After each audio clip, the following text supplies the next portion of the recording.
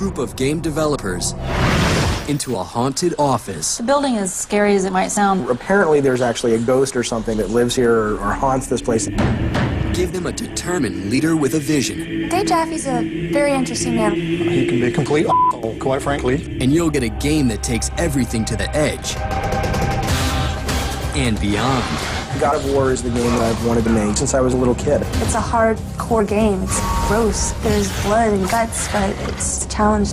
There's this great big high adventure, hyper-violent, overly sexual, adult action-adventure game. That's kind of God of War in a nutshell. This is a behind-the-scenes look at the making of God of War.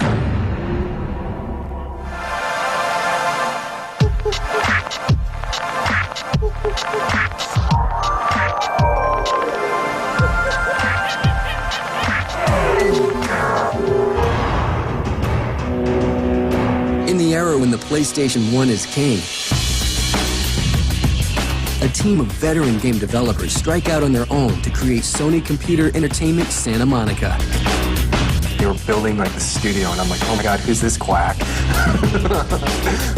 Playing a key role in this newly formed company is David Jaffe, a man with very particular talents. He can be a complete asshole, quite frankly. He says exactly what is in his head at any given moment. So I'm like, F it. This is my one shot. I'm just going to go for it. I'm not cutting shit. And that can be very, very amusing. They've done some really crappy, low-budget fighting games. It's like, this game sucks. He wants to see his vision carried out, and he's very particular, and he knows what he wants. The company's new offices are every bit as unique as the people inside them. A lot of the guys who had worked on Twisted Metal and who worked on Jet Moto really all decided to get together and open up a new studio.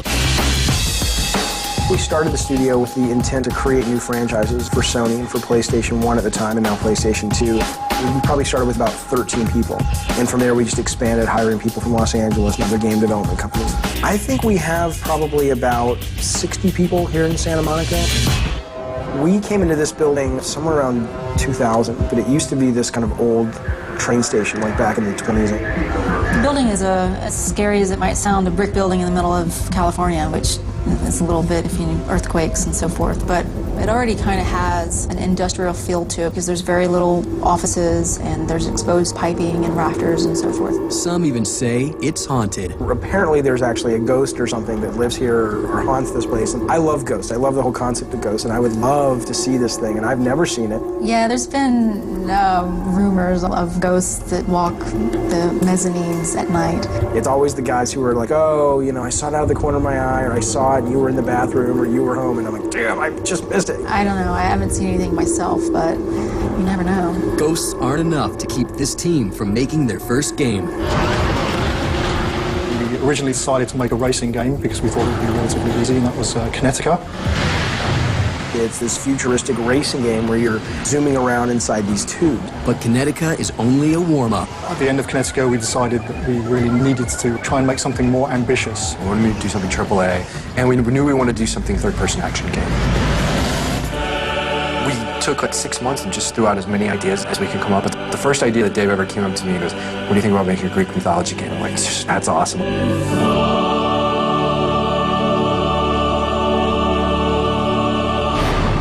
So I was just like, you know, it just seemed like a really good fit. The action-adventure genre with this sort of subject matter that really hasn't been touched on all that much in video games. There have been a few games, but for the most part, and certainly for a long time, nothing has really been dealing with that subject.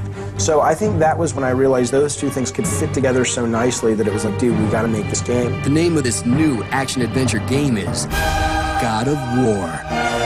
I went to the VP of production, who is a very smart man. And I said to him, I want to do God of War. And I pitched the thing, and he just looks at me and he says, there's nothing innovative about that at all. And I was like, oh, he's going to say no, you know. But he was just like, you know, if that's what you want to do, go ahead and make that game. And I was like, I don't think there's any value to being innovative for the sake of being innovative. I just want to make something that's fun. In 2001, the team gets a green light for God of War and sets out to prove their critics wrong.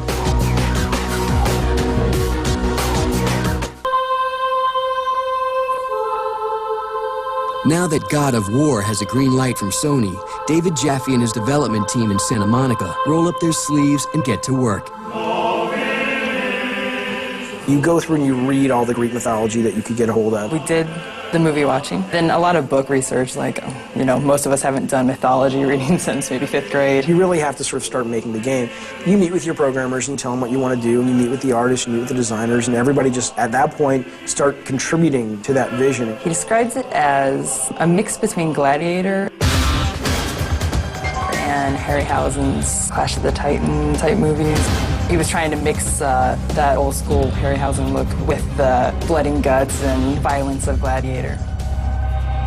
The main thing about Greek mythology is coming up with characters, right? And so everybody knows what Cyclopses are and Medusas are and Minotaurs, et cetera, et cetera. And I think that's one of the benefits of our game is that there's already kind of a familiarity with it. The team breathes new life into some classic creatures. As far as tone for God of War, we're trying to tap into, I'll say, the darker recesses of what kind of goes on in the human psyche. All right, I'm ready. Okay, performance ready? The aspects that you don't really like to think about. Action. Get out of my head, witch! We're trying to make more prevalent, brought to the surface on all the characters. You all right? That didn't hurt, did it? No, not at all. If it's the centaur, what was it about the centaur that really made you afraid to be near one? What was it, those driving things? Is it the hooves? What is it that's causing you to fear all those things? Those are the aspects that we were trying to bring to the surface. We just have to sort of come up with a good twisted look on it. And when the character artists go out and they start developing that concept, they just go crazy on it. In the final version, he actually cuts the legs off. The pieces are kind of flying off. If you see what Medusa looks like in our game compared to probably what she looks like in Clash of the Titans, it's completely different. Our Medusa sure looks freaking cool. But giving mythological creatures a new look isn't their biggest challenge. The hardest thing about coming up with the Greek mythology angle was coming up with who the main character was going to be. We probably spent, I think, a year and a half before we came up with sort of the final look of Kratos.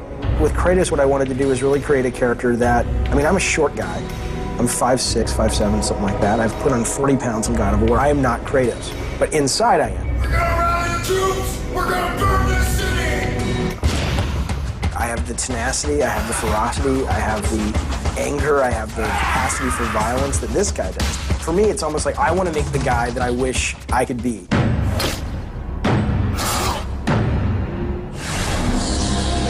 Aspects of Kratos that we really wanted to convey was the raw, brutal aggressiveness. That way, anybody that's playing the game can really tap into the most cathartic aspects of their own personality. He's violent, brutal, he's nasty, he's vicious. It kind of broke from some of the norms with a generic Greek soldier. What's about the tattoos? What's mystical about it, as well as this white skin? Not to mention all the scars, the wrath. All these elements kind of combined together shows just how tough this guy is. By the gods, why would Athena send one such as you? The cast of supporting characters reads like a who's who list of Greek mythology. We have all of the main gods. We have Zeus and Ares and Athena, and they're all bickering like they are in the classic stories. We have these oracles all over the game. Do not fear, Kratos. I am the Oracle of Athens. They're very sexy and sexual. I mean, sexuality is a big part of God of War as well. There's a lot of nudity in the game. I think the biggest freedom we had was when we realized, no, we don't have to stick to the myths. We don't have to make a history lesson. It's a really exciting subject matter, but what we decided to do was almost take like the greatest hits of Greek mythology, the things that everybody knows, and let's just make a story around that. And if it doesn't totally fit with the actual ancient Greek myth, that's not as important as, is it simply entertaining? As the characters for God of War are fleshed out, the developers at Sony Computer Entertainment Santa Monica shift their focus to the storyline. The basic plot of God of War has you taking on the role of Kratos, who is a Spartan warrior. As the game begins, is actually in the process of committing suicide. And Kratos cast himself from the highest mountain in all of Greece. And as he falls, he starts having this flashback. And that's actually what the game is, where you're playing this flashback, and you get to basically see what led him to decide to take his own life. Embedded in that flashback is the story of Kratos, who is in search of Pandora's box, which is the only weapon capable of allowing a mortal to kill Ares, who is the God of War.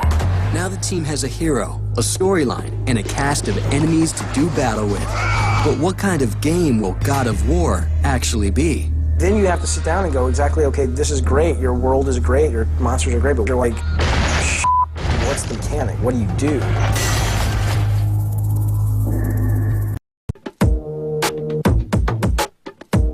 To bring the unique world of God of War to life, the team at Sony Computer Entertainment Santa Monica does a bit of recycling and reuses the engine from Connecticut. Well, the first steps for me when I first heard about the project was kind of working out what we were going to do, how we were going to change the engine from being a racing game engine to being an engine for doing a third-person action game. We were working on many areas of the technology to try and allow ourselves as much freedom to make the game that we wanted as we could do. The end result is a game engine that is capable of amazing visuals and pushes the PlayStation 2 like never before. Everything is a fixed camera angle. And the whole idea was for one, we wanted kind of the movie cinema quality look. And also, we don't want the player to have to struggle with the camera. Like you're fighting and all of a sudden I need a different point of view and have to adjust the camera. We just wanted you to be completely immersed into the game. Hydra, that's my favorite level. It's like rain splashing everywhere, rain's pouring down, there's reflections, there's water pouring through. It's like all the goodies that we could possibly do in the engine, we were able to do in that one level. The game really stands apart from a lot of what's going on out there. That's because we have a great art team, and they had the time to really push for the tools that they felt they needed to make a cutting-edge, visually appealing game. The team also needs to ensure that the gameplay in God of War is every bit as gritty as the storyline. The design team gets together every day and we just start throwing stuff out there. You just kind of have this wish list of all the things you would love the player to have. And then you just kind of tone that down as to make it more realistic of what you can actually make. To design a fun game, it takes more than just one person's vision to make something fun. We did a lot of testing. Each design member would go off on their own, create something, and then we all sit together, review it, and play off of each other's ideas. They come up with a freestyle fighting engine which lets players be as creative as they want during combat and create a collection of deviously challenging puzzles. In a lot of games these days, it's like to them a puzzle is, you know, pull a lever and a door opens, and if you can get through the door before it closes, that's a puzzle. All it is a lever that you pull. I mean, it's insane that they get away with that. So we racked our brains on the design side. It's like, let's come up with actual puzzles. Puzzles were really, really cool and creative. The game does a really good job of mixing up various gameplay elements. One moment you might be slashing away at 8 bad guys. After that, you'll find yourself balancing on beams. Then you'll climb the netting on the mast of the ship. Fight there, but it feels totally different because you're smashing enemies and throwing them down and things like that.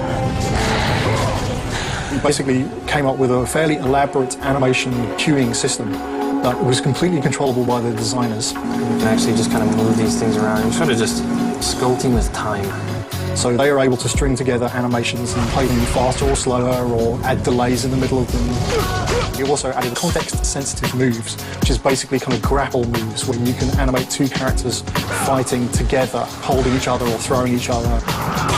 And they just took it to this next level where you were doing these amazing combos and every move could be linked together into a different combo, and you really had this freedom to experiment.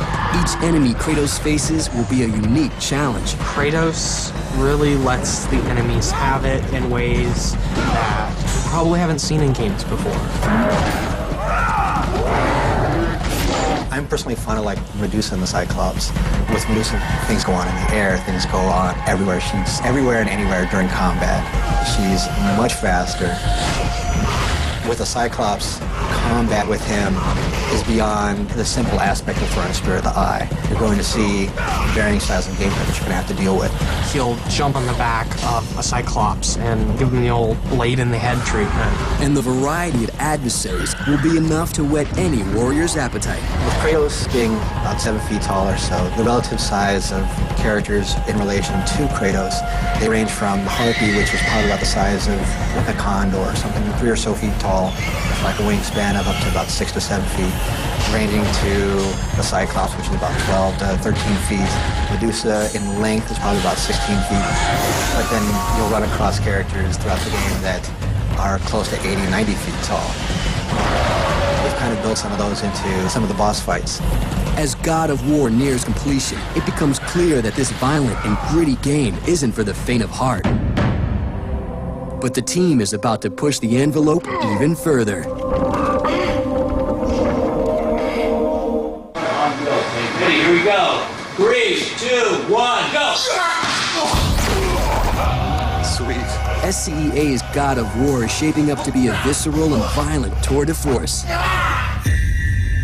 But blood and guts aren't the only things that will give this game a hard M rating. Stay, Kratos. Just a bit longer. There's actually a couple of places in the game where you can actually have sex in the game with Kratos, and it's like a little mini game. It speaks to the world, which is this animalistic side that Kratos has. He's a badass on the battlefield, he's a badass in the bedroom. I wanted that to come across. The sexual content in the game, for me, I feel if it's part of the character development, it works.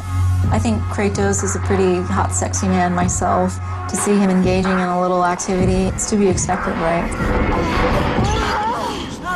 When players play it, they'll be like, that's really fun and it's cool, it has no reason, but it kind of does bring the story out and develops the character.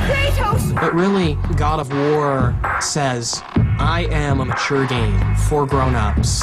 I'm not going to hold anything back.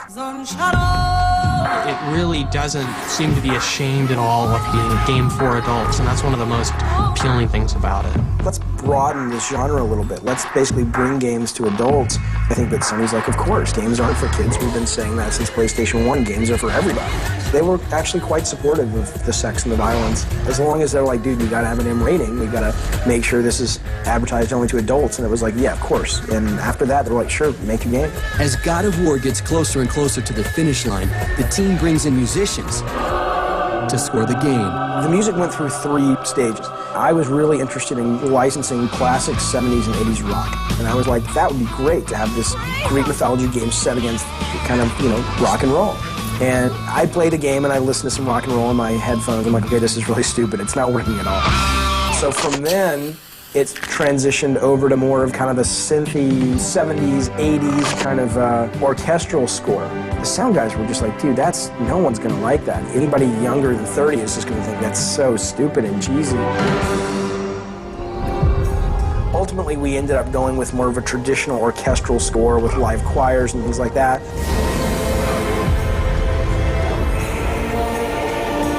It's very ethereal and it's very magical, and that really works great. And SCEA Santa Monica goes next door to Hollywood to find an Academy Award-winning actress to narrate the game.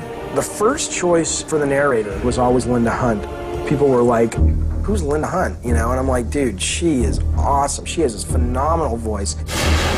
The sky split apart, and the God of War stepped through. And everybody heard it like, oh, she was absolutely right. I'm so grateful that she said yes. He would murder the God of War.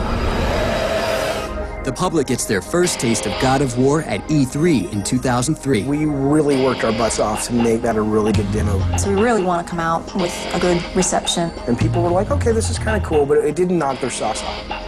But then with 2004 E3, man, that could not have gone any better. It is absolutely awesome. We constantly had lines to play the game. People were talking about the game. We got tons of nominations and awards. And it was just like, thank God. After more than 3 years of hard work. 3 years and we're almost done. Light at the end of the tunnel. What I am is tired. Tired and more tired? SCEA Santa Monica finally finishes God of War. And for this weary team of developers, the game is worth every ounce of effort they put into it. The Sony Santa Monica team is incredibly talented. They've really spared no expense. They've really thought through everything that needs to be done to make a game look amazing. You put your blood, sweat, and tears, your heart and soul in this thing for over 3 years. It's just a great feeling, and we're going to make a statement. It's a hardcore game. It's gross. There's blood and guts, but it's a challenge. Working with Dave is an entertaining experience. He's a very driven individual. He's not always the most pleasant person to be around, but he gets the game made. God of War is the game that I've wanted to make since I was a little kid. There's this great big high adventure, hyper-violent, overly sexual, adult action adventure. That's kind of God of War in a nutshell.